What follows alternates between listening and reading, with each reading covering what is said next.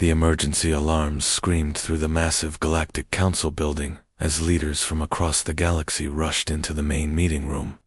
The huge holographic map floating in the center showed something that made everyone's blood run cold.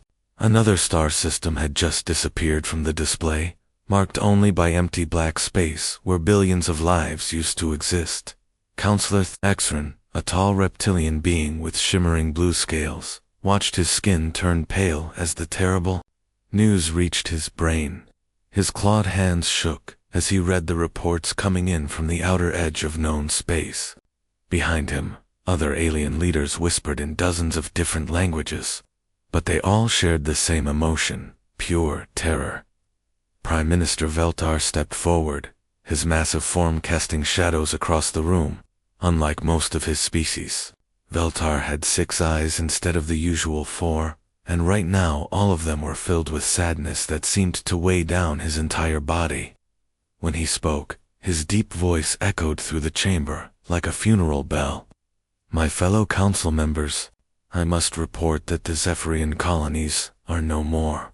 17 billion innocent souls have been consumed in just 3 rotations of their home planet. Men, women, children, entire families, all gone in less than a week. His voice cracked slightly as he delivered the news that everyone had been dreading. The room fell completely silent, except for the soft humming of the life support systems. Some of the smaller alien delegates began to weep, their tears taking forms that humans had never seen: crystalline drops, glowing mist, even musical notes that hung in the air. The Zephyrians had been known throughout the galaxy as peaceful traders and artists, people who had never hurt anyone in their entire recorded history. But the enemy they now faced didn't care about peace or art or innocent lives. The Devourers were something completely new in galactic history, a nightmare that no one had prepared for. They moved through space like a deadly disease, jumping from star system to star system with unstoppable hunger. These creatures didn't just destroy planets, they actually ate them, converting every atom of rock, metal, and living tissue into fuel for their growing fleet of biomechanical warships. What made the Devourers truly terrifying was how they fought. Every time the Council sent military forces to stop them, those ships and soldiers would simply vanish. Later, scout vessels would report seeing those same ships flying alongside the enemy fleet, but changed, somehow, corrupted and twisted into something unrecognizable. The Devourers didn't just kill their enemies, they turned them into more Devo or S.General. Krixhai, the Council's top military commander, stood up from his seat. His 4 arms gestured helplessly at the tactical displays surrounding them. We've lost contact with 12 defense fleets in the past month. That's over 2 million trained soldiers and our most advanced warships. Every strategy we've tried has failed completely. Prime Minister Veltar nodded grimly, his 6 eyes now focused on the faces around him. Most of these beings had lived for centuries, had seen wars and disasters that would break younger minds, but nothing had prepared them for this level of destruction. The Devourers weren't just winning battles, they were erasing entire civilizations from existence. We need new options, and we need them now, Veltar continued, his voice growing stronger as he fought against his own despair. Our best scientists estimate that if we cannot find a way to stop this threat immediately, the Devourers will reach the core worlds within 1 standard galactic cycle. That means our home planets, our families, everything we've built over thousands of years of peace and cooperation will be consumed, just like the Rim colonies. The weight of those words settled over the room like a heavy blanket. Everyone present knew what it meant. They were facing the complete extinction of galactic civilization, 3 levels below the main council chambers. In a section of the building that most aliens didn't even know existed, Counselor Rixhai walked through rows upon rows of classified files. The restricted archives stretched for miles underground, containing the galaxy's most dangerous secrets and forbidden knowledge. His tentacles moved nervously as he searched through documents that hadn't been touched in decades. HFY was different from the other council members. While they argued and debated in the meeting rooms above, he preferred to dig through old records and forgotten reports. His species, the Kethmori, had perfect memory and could process information faster than most computers. Right now, those abilities were focused on finding anything that might help against the Devours. As he moved deeper into the archives, the security levels became higher and higher. These files contained information about extinct species, failed experiments, and civilizations that had been deemed too dangerous to contact. The air down here felt heavy and cold, as if the building itself was trying to keep these secrets buried forever. Then he found it, a single file hidden behind layers of security codes and warning labels. The cover was marked in bright red letters that seemed to glow in the dim light. Species classification, Homo sapiens, extinction risk, maximum. Below that, in smaller text, were words that made his blood freeze. Under no circumstances should contact be attempted. HFY's tentacles shook as he opened the file.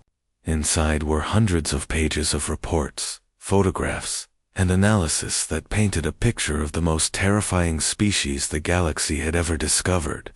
The beings were called humans, and they came from a planet so deadly that the Council had classified it as a Class 12 death world, the highest danger rating possible. The first page showed images of their home planet, a blue and green world that looked beautiful from space. But the reports described a nightmare of extreme weather, deadly creatures, and natural disasters that would kill most galactic species within hours. Somehow, humans had not just survived on this world, they had become its dominant predators. What really scared HFY were the behavioral studies. The reports described humans as creatures that simply refused to give up. When cornered, they became even more dangerous. When facing impossible odds, they found ways to win anyway. The psychological evaluations used words like stubborn, beyond reason, and will fight to the death rather than surrender. The military analysis was even worse. Humans had created something called nuclear weapons, devices that could turn entire continents into radioactive wastelands. They had poison gases that could kill millions, diseases that could wipe out planets, and most terrifying of all, they had actually used these weapons against each other. The reports showed images of cities turned to ash and described wars where humans had killed hundreds of millions of their own species. But what made HFY's tentacles tremble with fear was a single line in the tactical assessment. Humans view extinction-level threats as problems to be solved, not reasons to surrender. The file was over 200 years old, filled with observations from long-range scouts who had watched Earth from a safe distance. Most council members assumed humans had probably wiped themselves out by now. After all, any species violent enough to create such weapons would surely destroy itself eventually. HFY was about to close the file when he noticed something that made his heart skip a beat. Attached to the back were recent sensor readings from the Sol system, updated just months ago. The third planet still showed massive energy signatures, industrial activity that dwarfed most galactic civilizations, and electromagnetic communications. That suggested a thriving, advanced society. The humans weren't extinct. They were still out there, still growing stronger. And according to these readings, they had been quietly listening to galactic communications for decades. Captain Morthic gripped the controls of his small, diplomatic ship as it traveled through the empty space toward the Sol system. His vessel, the Peaceful Dawn, was the tiniest ship in the entire Council fleet, barely larger than a shuttle. But for this mission, small was better. If the stories about humans were true, bringing a large warship would be seen as a threat, and that could end very badly for everyone involved. Behind him, his crew of 6 specialists sat quietly at their stations. Each one had volunteered for this mission, even though the Council's top scientists had calculated their survival chances at less than 30%. Dr. Yamara, the team's xenobiologist, had spent weeks studying the old human files until she could recite every terrifying detail from memory.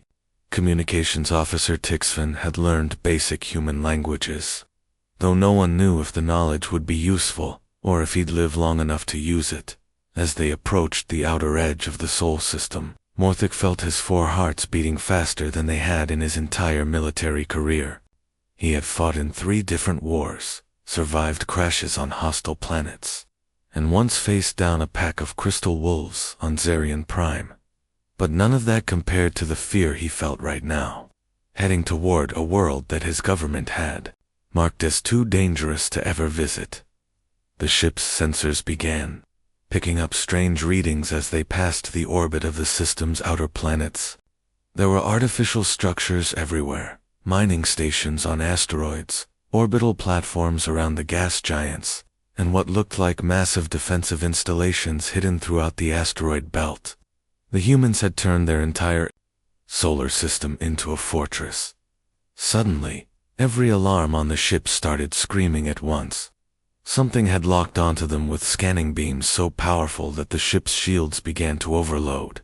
Morthic's communications officer looked up with terror in his 6 eyes and said, "Captain, we're being scanned by at least 12 different sources. The power levels they're impossible." That's when the voice came through their speakers, clear and strong and speaking perfect galactic standard, something that should have been impossible for a species that supposedly had no contact with the galaxy. "Unknown vessel, this is Earth Defense Command. State your business or be turned away." The voice was calm, almost bored, as if intercepting alien spaceships was something that happened every day. Morthic's translator implants told him that the speaker was probably male, young, and completely unafraid. That last part worried him the most. With shaking hands, Morthic activated his communication system and tried to keep his voice steady. "This is Captain Morthic of the Galactic Council, diplomatic vessel. Peaceful dawn. We come seeking an audience with your planetary leadership regarding an urgent matter that threatens all life in the galaxy." The silence that followed lasted exactly 4.7 seconds. Morthic's computer counted every fraction. During those few seconds, he imagined human warships surrounding his tiny vessel, weapons charging, preparing to vaporize them without a second thought. Then the human voice came back, and what it said made Morthic's blood freeze in his veins. "Doc, at coordinates, we're transmitting now. Captain, welcome to Earth. We've been monitoring your communications for some time, and we already know about your devourer problem." The casual, almost friendly tone sent chills through Morthic's entire body. These humans were talking about a galactic extinction event, something that threatened to wipe out trillions of lives, like they were discussing the weather. There was no fear in the voice, no concern, just the calm confidence of someone who had already decided what they were going to do about it. Dr. Yelmera looked up from her scanner readings, her face pale with shock. "Captain, the coordinates. They sent us, there, directing us to dock with a space station that's larger than our home planet's capital city." As their ship changed course toward Earth, Morthic realized that everything they thought they knew about humans was wrong. These weren't primitive Deathworlders hiding in the darkness. They were something far more terrifying. Apex predators who had been watching the galaxy and waiting for the right moment to reveal themselves. Deep beneath the Pacific Ocean, 3 miles below the surface where the water pressure could crush, a battleship, Minister Park Hyon, stood in the most secure command center humanity had ever built. The massive underground facility stretched for miles in every direction, its walls lined with screens showing every corner of human space. This was where Earth's leaders came when the world faced its darkest hours, and right now, those screens were lighting up with activity unlike anything in human history. Less than 6 hours had passed since the alien delegation had delivered their desperate message about the devourers. In those 6 hours, something remarkable had happened. Every nation on Earth, including countries that had been enemies just days before, had agreed to work together. Old rivalries were forgotten, territorial disputes were put aside, and the entire human race had united with a speed that amazed even their own leaders. Park Hyun walked between rows of technicians and military officers, all working with the focused intensity that humans showed when facing an existential threat.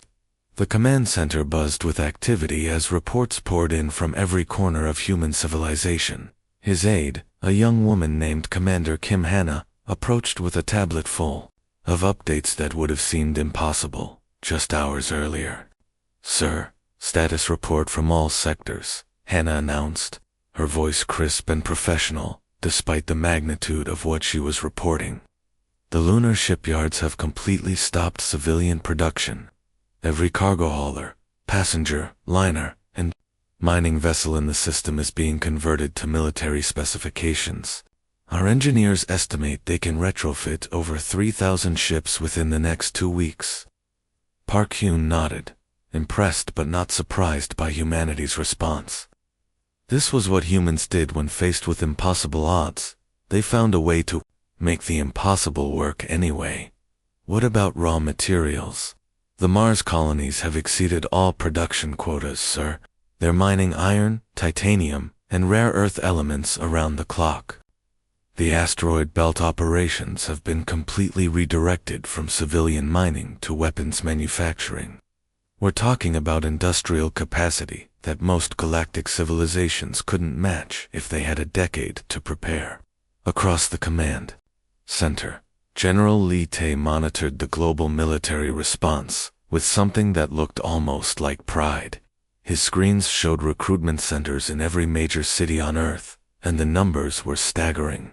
Instead of having to draft soldiers, military offices were reporting waiting lists of volunteers that stretched 4 blocks. Young people, middle-aged workers, even elderly citizens were showing up to serve in whatever capacity they could. "General, what's the recruitment situation?" Park Hyun asked as he approached Lee Tae's station. "Beyond our wildest projections, sir," Lee Tae replied with satisfaction. "We're not facing shortages, we're facing the opposite problem. Too many people want to fight. The Navy alone has received over 2 million applications in the past 4 hours. People are quitting their jobs, leaving their families, and volunteering for what they know might be a one-way mission to save the galaxy." But what really impressed the leadership was how quickly humanity was adapting old technology for this new threat.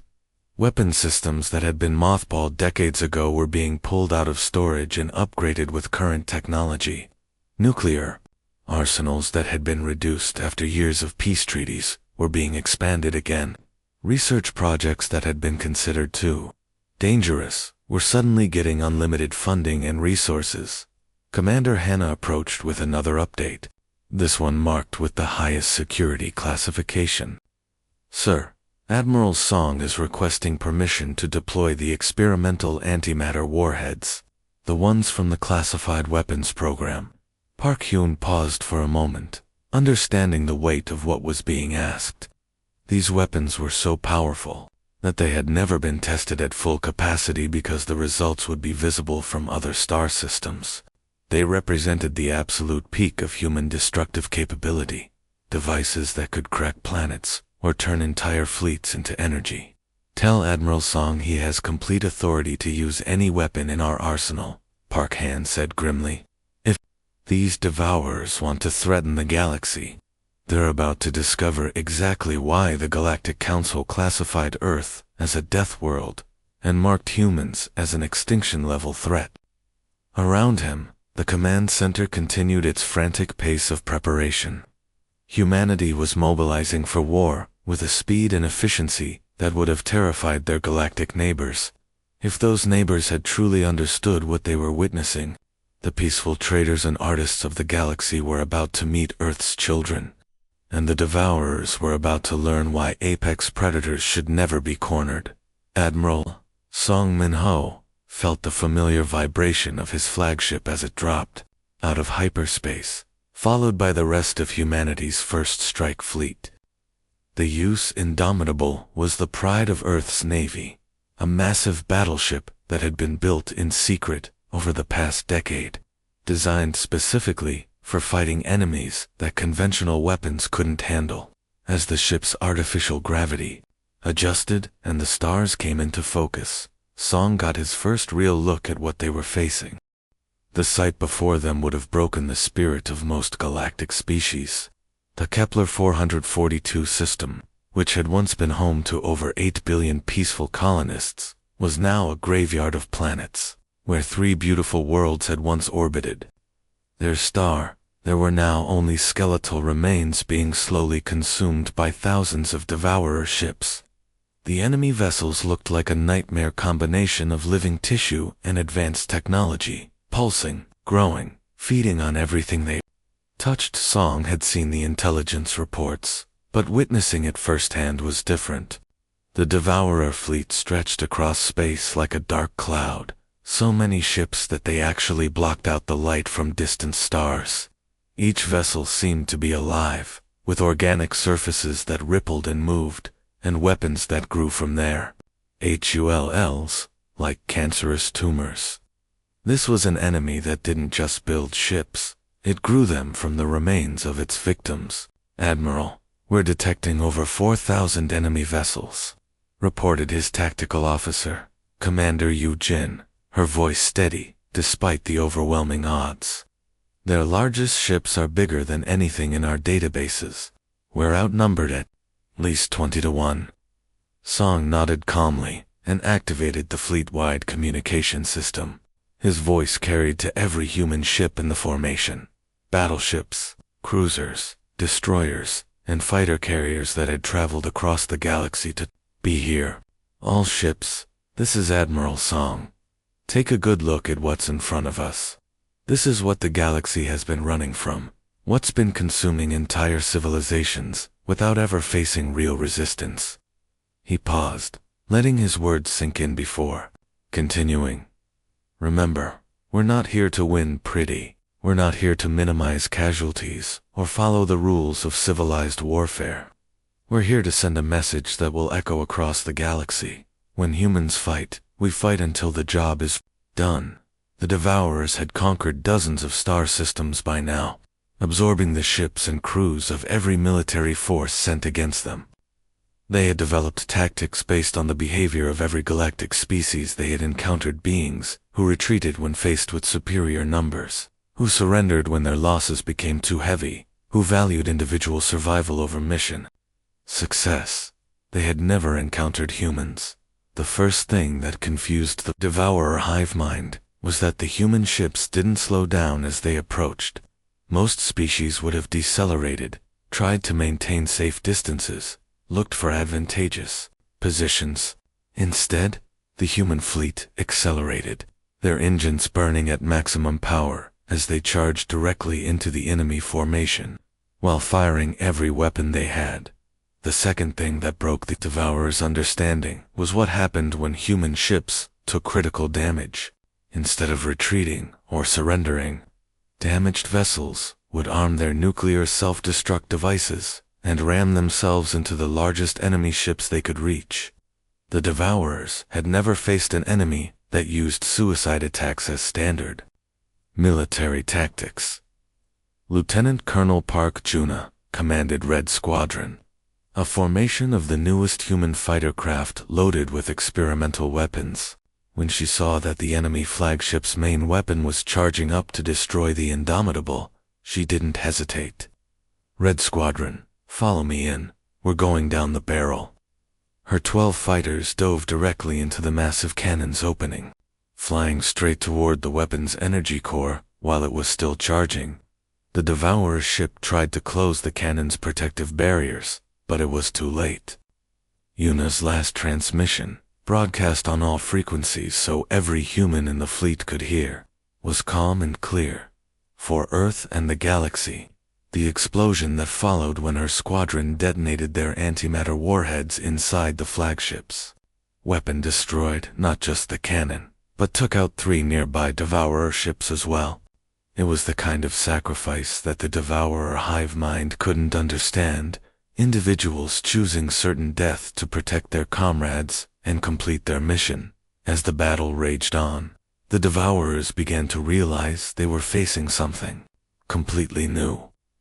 These humans didn't retreat when they took losses. They didn't surrender when their situation became hopeless. They just kept fighting, kept adapting, kept finding new ways to hurt their enemies, even as their own ships burned around them. For the first time in their existence, the Devourers were learning what humans meant by acceptable losses, a concept that simply didn't exist in their collective consciousness. Colonel Yang Su floated in zero gravity inside his command ship, watching his engineering teams work among the asteroids of the Tau Ceti system. For the past 3 weeks, his 3rd Orbital Strike Division had been turning this peaceful asteroid belt into the most dangerous trap in galactic history. What looked like ordinary space rocks were now loaded with enough fusion explosives to crack a moon in half. Yang's teams were specialists in what humans called environmental warfare, using the battlefield itself as a weapon. They had learned these tactics during Earth's colonial expansion, when small human forces had to defend against much larger enemies by making the terrain work in their favor. Now they were applying those same principles on a galactic scale. "Colonel, we've finished installing charges in Sector 7, reported Lieutenant Kim Woo from his position near a massive asteroid. That's over 2,000 fusion devices spread across the entire belt. When the Devourers arrive, they're going to fly right into the biggest minefield in galactic history." Yang nodded with satisfaction as he watched the progress reports coming in from his other teams. Each asteroid had been carefully hollowed out and packed with explosives, then sealed back up so perfectly that even advanced scanners couldn't detect the modifications. The Devourers would see what appeared to be a normal asteroid field and fly right through it, never knowing that every rock around them was a bomb waiting to explode. His communication officer, Major Choi Min, approached with a concerned expression. "Sir, we're receiving multiple requests from the alien command ships. They want copies of our tactical protocols and operational procedures. Apparently, our methods are causing some concern among our galactic allies." Young couldn't help but laugh, though there wasn't much humor in the sound. "Tell them we don't have protocols in the way they understand them. We have basic guidelines, some general suggestions, and a whole lot of improvisation based on whatever works best in each situation." The truth was that human military tactics had evolved in ways that terrified most galactic species, while other civilizations fought wars with rigid rules and predictable strategies. Humans had developed something much more flexible and much more dangerous. They called it adaptive warfare, the ability to completely change their approach based on what the enemy least expected. The galactic observers who were monitoring human military operations were sending increasingly worried reports back to their home worlds. These reports described tactics that violated every accepted rule of civilized warfare. Humans were willing to sacrifice entire star systems if it meant denying them to the enemy. They used scorched earth policies that left nothing behind that could be useful to the devout. Most shocking of all, they seemed to have no problem with mutually assured destruction, the willingness to destroy themselves if it meant taking their enemies with them. Captain Wan Jie provided the perfect example of human tactical thinking. When her heavy cruiser, the Relentless, encountered a Devourer hive ship trying to escape through an artificial wormhole, most galactic species would have tried to disable the enemy ship or force it to surrender. Wan Jie had a different idea. "All crew, this is the captain," she announced over the ship's communication system. "We have a chance to trap one of their hive ships in interdimensional space, but it means using our antimatter core as a weapon. Anyone who wants to evacuate to the escape pods has 30 seconds. Not a single crew member left their post." Instead, Wan Jie flew her ship directly into the wormhole's event horizon and detonated the antimatter core at the exact moment needed to collapse the dimensional tunnel. The explosion didn't just destroy her ship and the Devourer vessel. It created a permanent rift in spacetime that would prevent any other enemy ships from using that route for decades. The alien military observers who witnessed this were stunned into silence.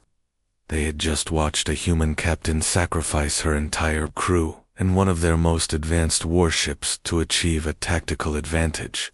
When they asked for an explanation, the response from human command was simple. Sometimes the best way to win is to make sure your enemy can't win either. This was the moment when the galactic community finally understood why Earth had been classified as too dangerous for contact. It wasn't just that humans were violent or aggressive. Many species had those traits. What made humans truly terrifying was their willingness to embrace solutions that other species considered unthinkable. They didn't just fight to win. They fought to ensure that losing was impossible, even if it meant destroying everything in the process. The Devourers were about to learn that conquering a species from a death world meant facing an enemy that had no concept of acceptable limits when survival was at stake. Fleet. Admiral Kim Dae stood in the command center of the UES Unbreakable, surrounded by holographic displays showing the largest military operation in human history. Around him, over 1,500 human warships moved in perfect coordination through the dark void between star systems. This wasn't just Earth's entire military fleet. It included ships from the lunar colonies, Mars Defense Forces, and even converted civilian vessels, crewed by volunteers, who had never seen combat before.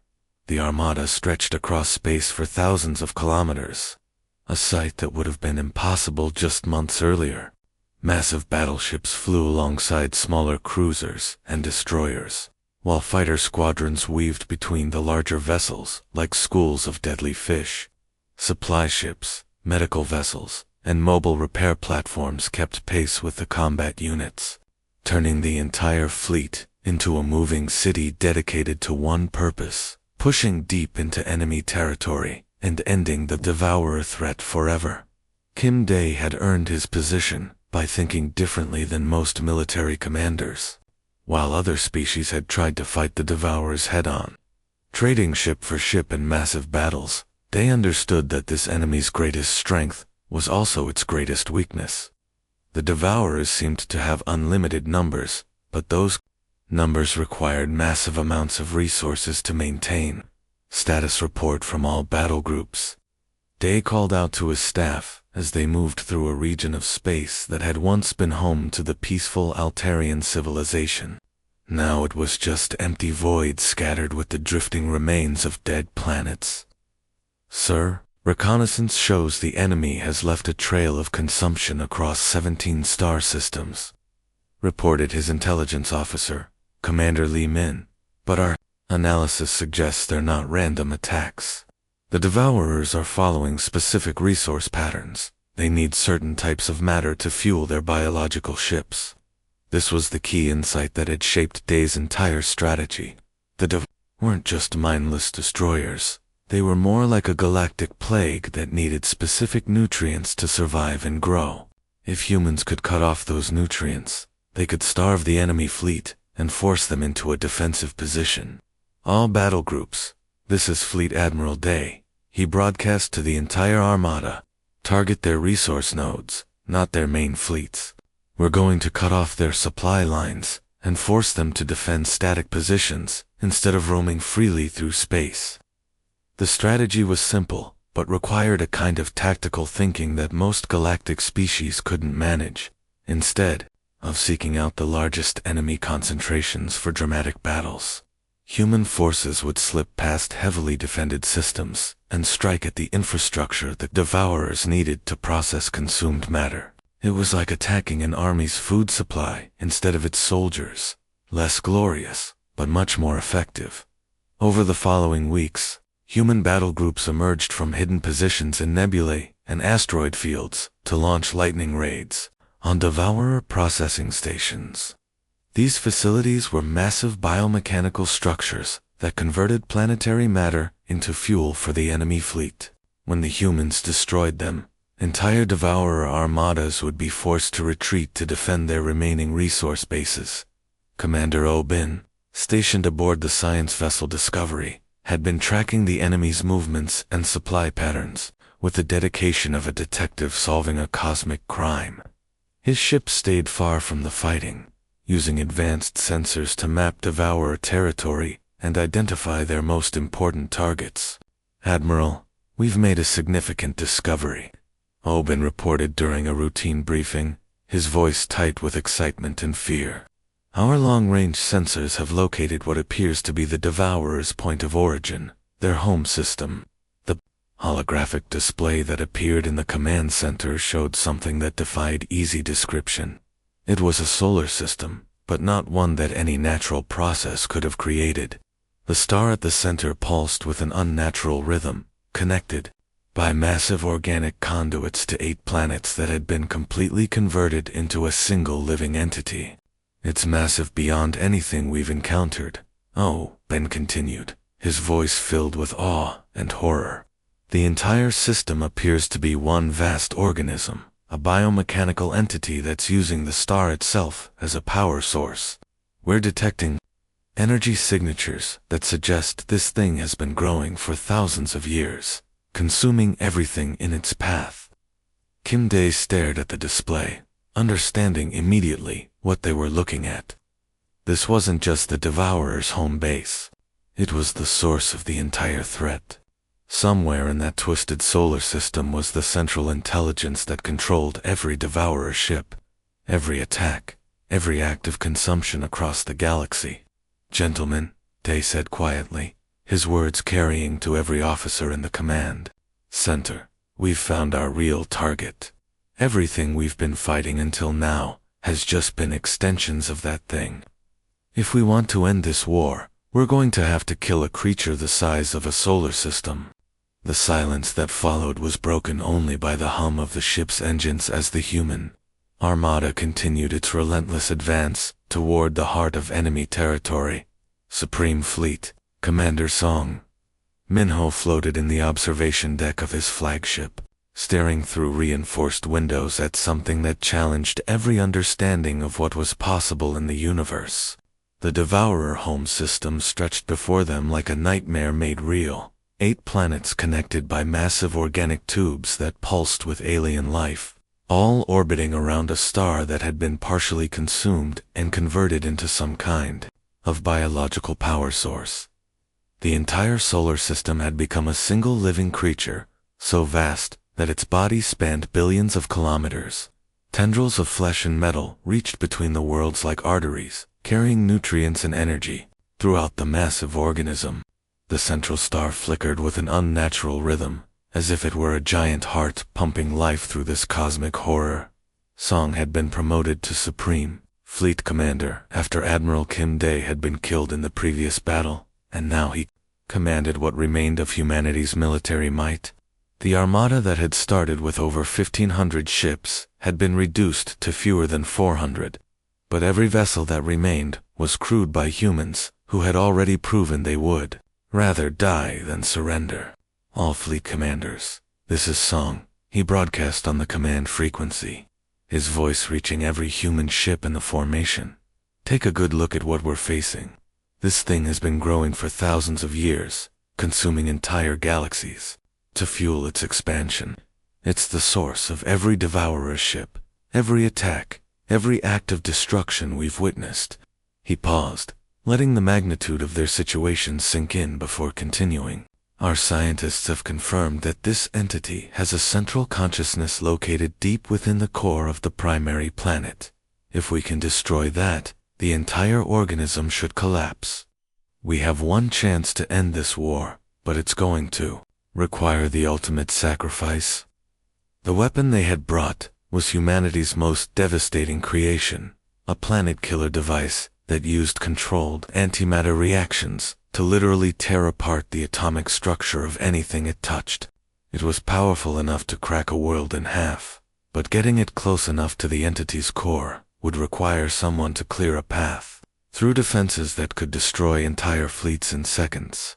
Captain Limois, commanding the heavy cruiser Defiant, was the first to volunteer for what everyone knew was a suicide mission. Her ship was one of the newest in the fleet, designed specifically for close-quarters combat, and equipped with the heaviest armor humanity could produce. But even she knew that armor wouldn't be enough for what they were about to attempt. "Supreme Commander," The defiant requests permission to lead the final assault. Lim Hu's voice came through the communication system, calm and steady, despite what she was volunteering to do. We'll punch a hole through their defenses and clear a path for the planet killer. Just make sure our sacrifice counts for something. Song felt a weight in his chest as he approved the mission. In the past months of fighting, he had sent thousands of brave men and women to their deaths, but this felt different. This was asking someone to fly directly into the heart of a creature that could kill them in ways that defied human understanding. Defiant, you are cleared for final approach. May Earth remember your courage. Captain Lim Hua's ship, accompanied by 12 escort vessels, crewed by volunteers, began their descent toward the massive organic structure at the system's center.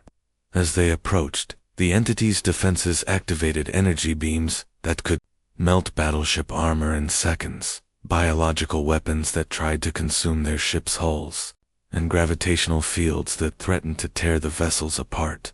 The Defiant's hull began to burn away under the assault, her armor plating peeling off in sheets of molten metal. One by one her escort ships were destroyed, their crews dying, in brief flashes of light against the cosmic darkness. But Lim Hua kept flying, pushing her ship deeper into the entity's core, even as it disintegrated around her. Path is clear, came her final transmission. Send the planet killer now. The massive weapon, following in the wake of the Defiant's sacrifice, penetrated deep into the entity's central consciousness before detonating. The explosion that followed was unlike anything humanity had ever created, a burst of pure energy that tore through the biological structure of the creature, causing a chain reaction that spread throughout the entire solar system. The light from that explosion was visible from 3 star systems away, marking the moment when humanity saved the galaxy by destroying something that had threatened to consume all life in the universe. In the silence that followed, Song realized that the war was finally over, but the cost had been almost everything humanity had to give. 6 months had passed since the final battle against the Devaras, and the galaxy was still trying to understand what had happened. The threat that had consumed 17 star systems and killed trillions of beings had been ended not by the combined might of galactic civilization, but by a single species that most aliens had considered too dangerous to even contact. President Jung Nara walked through the corridors of the new Galactic Council headquarters, built on humanity's moon as a symbol of the changed order. The facility was a marvel of combined technology. Human engineering merged with alien architecture to create something that represented the new partnership between Earth and the galaxy. Through the massive windows, she could see Earth hanging in the void, like a blue jewel, the death world that had produced the galaxy's unlikely saviors. The council chamber itself had been redesigned to accommodate the new reality, where once only alien species had gathered to debate and argue, now human representatives sat alongside beings from dozens of worlds. The change wasn't just symbolic, it reflected a fundamental shift in how galactic civilization understood power, protection, and survival. As Jung Nara entered the chamber, she could feel the complex emotions radiating from the assembled delegates. There was gratitude, certainly. Every being present owed their continued existence to human sacrifice. But there was also fear, uncertainty, and the nagging question that had dominated galactic politics for the past 6 months. What do you do with saviors, who are also the most dangerous species you've ever encountered? Honored delegates, Jung Nara began, her voice carrying easily through the chamber's advanced acoustics. 6 months ago, your worlds faced extinction. Today, your children play safely on planets that would have been consumed if not for the sacrifice of human lives. The question before us is not whether humans deserve a place in galactic civilization. We've already earned that through blood and courage. She paused, looking around the chamber at faces that represented hundreds of different species, each one struggling with the same fundamental problem. The real question is how we move forward together. How we build a galaxy where threats like the Devourers can never again catch us unprepared and helpless. Counselor Rixai, the same alien who had discovered humanity's classified files in the restricted archives, stood to address the assembly. His role had changed dramatically since the war. He now served as the Council's chief military advisor, a position created specifically to help other species understand human military thinking. President Zhang Rixai said, his tentacles moving, in what humans had learned was a gesture of respect. Your species has demonstrated capabilities that both inspire and terrify us. You saved our civilization, but in doing so, you've also shown us weapons and tactics that could easily be turned against us. How do we know that humans won't become the next existential threat we face? The question hung in the air like a challenge.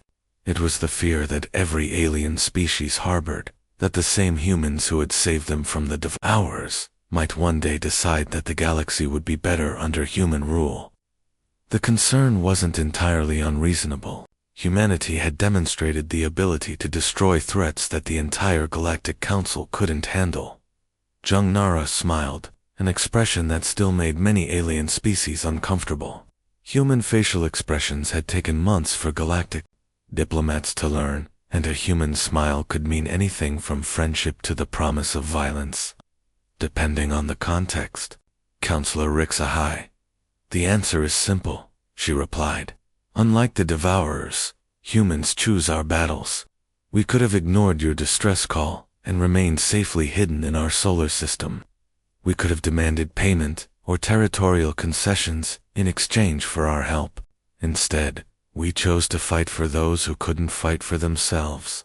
She gestured toward the viewing windows that showed Earth in the distance. That blue world taught us that survival isn't just about being the strongest or the most dangerous. It's about knowing when to fight and when to protect, when to destroy and when to build. We've spent our entire history learning to live with creatures that could kill us. And we've learned that true strength comes from choosing not to use your power unless you absolutely must. The chamber fell silent as delegates processed her words. Many of them had studied human history since first contact, trying to understand how a species could be simultaneously so violent and so protective, so destructive, and so creative, that the Galactic Defense Compact was signed, a new agreement that formally recognized humanity as the galaxy's primary peacekeeping force. It wasn't a conquest or a takeover, but a mutual understanding that some threats required the kind of response that only Deathworlders could provide. Across the galaxy, species that had once lived in constant fear of extinction now slept peacefully, knowing that somewhere in the void, humans stood watch. The Deathworlders had answered the call when aliens cried out for help, and the galaxy would never be the same.